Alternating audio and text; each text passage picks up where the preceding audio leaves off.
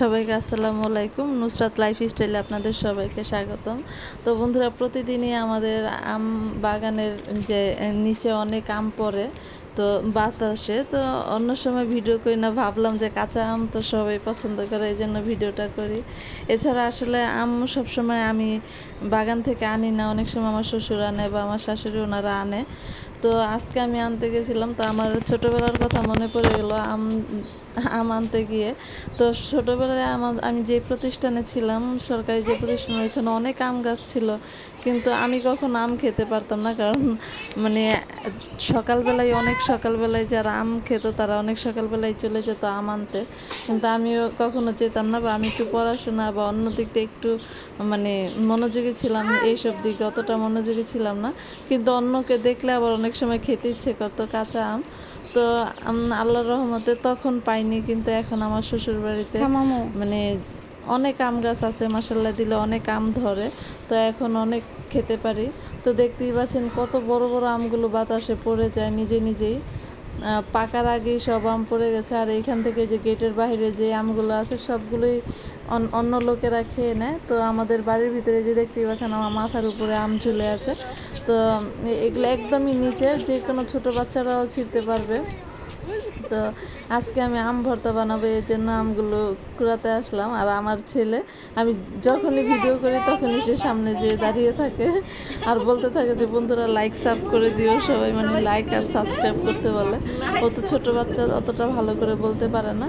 তো আমি আজকে আম ভর্তা বানাবো। তো আম ভর্তা আসলে খেতে আমার খুবই ভালো লাগে, আমার না, এটা মনে হয় প্রত্যেকটা মেয়েরই খুব ফেভারিট একটা খাবার। তো আম ভর্তাটা বানাই, তো আপনারা দেখতে থাকুন আমি কিভাবে বানাই। আর এদিকে আমার বাচ্চাও সে কিন্তু খেতে পারে না, মানে টক তো আম কিন্তু মানে কামড় দিয়ে রেখে দেয়, তারপরেও বারবার খেতে চায়। তো সে দেখেন এখন আমার সাথে মানে এখানে খেলা করছে। আর আমি আজকে বাসায় তেমন কেউ নেই, আমার শাশুড়ি ওনারা একটু বাসার বাহিরে আছে, তো যার কারণে কম আম ভর্তা বানাবো, সবগুলো বানাবো না। তো আমি এখানে 3টা আম খোসা ছাড়িয়ে নিয়েছি, এখন আমগুলো একটু গ্রেটার দিয়ে গ্রেট করে নেব। তো আমার ছেলে, আমি যেই কাজই করি না কেন, সে সব কাজের ভিতরেই সে মানে বলে যে আম্মু দাও, আমি করে দিই, কিন্তু সে কিন্তু করতে পারে না। এই যে দেখতে পাচ্ছেন বন্ধুরা, আমি কিন্তু গ্রেটার দিয়ে এটা গ্রেট করে নিচ্ছি। আসলে কাঁচা আমের ভর্তাটা এইভাবে খেতে খুবই ভালো লাগে। অনেকে আছে যে টকটা অত বেশি খেতে পারে না, মানে অনেক সময় দাঁত টক হয়ে যায়, তো তাদের জন্য এইভাবে ভর্তাটা বানালেই আসলে খুব ভালো হয়। কারণ ওই যদি একটু চাকচাক করে কাটা হয় তাহলে সেই আম ভর্তাটা আসলে মানে সেই আমটা দাঁত দিয়ে চিবিয়ে খেতে একদম দাঁতটা টক হয়ে যায় খেতে গেলে। তো এইভাবে বানালে আসলে খুব সহজেই গিলে ফেলা যায়, এই জন্য খেতে মানে ভালো লাগে।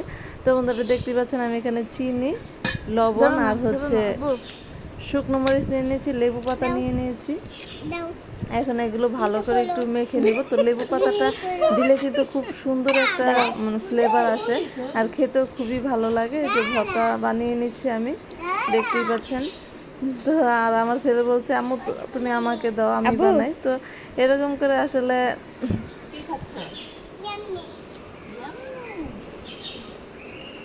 তো বন্ধুরা, যাই হোক, আমি আম ভর্তা এই যে বানিয়ে ফেলেছি, এখন খাবো। আর আপনাদের যদি খেতে ইচ্ছে করে অবশ্যই কমেন্টস বক্সে জানাবেন। আর আমার ভিডিওগুলো ভালো লেগে থাকলে সবাই লাইক কমেন্ট শেয়ার করবেন। আর আমার ছেলেটাকে কেমন লাগে অবশ্যই সবাই কমেন্টস বক্সে জানাবেন। তো বন্ধুরা, আজকে এ পর্যন্তই। সবাইকে ধন্যবাদ ভিডিওটি দেখার জন্য। সবাই ভালো থেকো, সুস্থ থেকো। আসসালামু আলাইকুম, আল্লাহ হাফেজ।